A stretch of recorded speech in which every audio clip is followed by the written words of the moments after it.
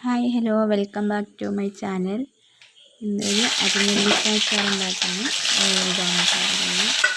അപ്പോൾ അതിന് നമുക്ക് അതിലേക്ക് വേണ്ട പച്ചമുളക്, ഇഞ്ചി, വെളുത്തുള്ളി, കറിവേപ്പില എല്ലാം ചെറുതായിട്ട് അരിഞ്ഞിട്ട് ചട്ടി ചൂടായി എണ്ണ ചൂടായതിന് ശേഷം അതിലേക്കിട്ട് നന്നായിട്ട് ഇങ്ങനെ മൂപ്പിച്ചെടുക്കുക. ചെറു ചൂടിൽ ഇങ്ങനെ മൂപ്പിച്ചെടുക്കുക. അതിൻ്റെ പച്ചമണം മാറുന്നത് വരെ മൂപ്പിച്ചെടുക്കുക. ഇങ്ങനെ മൂപ്പിച്ചെടുക്കുക.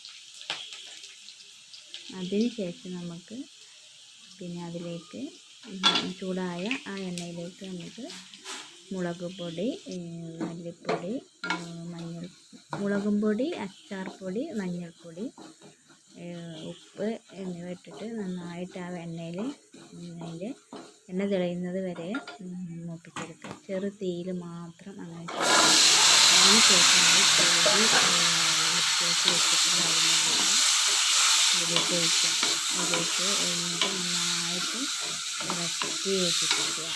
ആ എണ്ണയിൽ ചെറു ചൂടിലിങ്ങനെ ഇളക്കി കുറച്ച് നേരം 1 മിനിറ്റ് നേരം ഇളക്കി യോജിപ്പിക്കുക. ചെറിയ രീതിയിൽ നന്നായിട്ട് ഇളക്കി യോജിപ്പിക്കുക. 1 മിനിറ്റ് സമയം അങ്ങനെ ചെയ്യാം.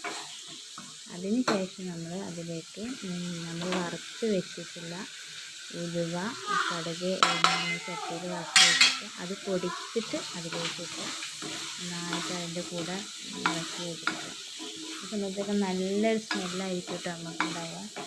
എണ്ണയിൽ കിടന്ന് ഈ ഉലുവ പൊടിയും കടുകിൻ്റെ പൊടിയെല്ലാം ഇതൊക്കെ എണ്ണയിൽ കിടന്ന് നല്ലൊരു സ്മെല്ലുണ്ടാവും. അതിന് ശേഷം നമ്മൾ ലേശം കായപ്പൊടി അതിലിട്ട് നമ്മൾ വീണ്ടും നന്നായിട്ട് ഇളക്കുക. അതൊക്കെ ചെറു തീ മതി, നല്ല തീ വേണ്ട. നന്നായിട്ട് ഇളക്കി യോജിപ്പിക്കുക.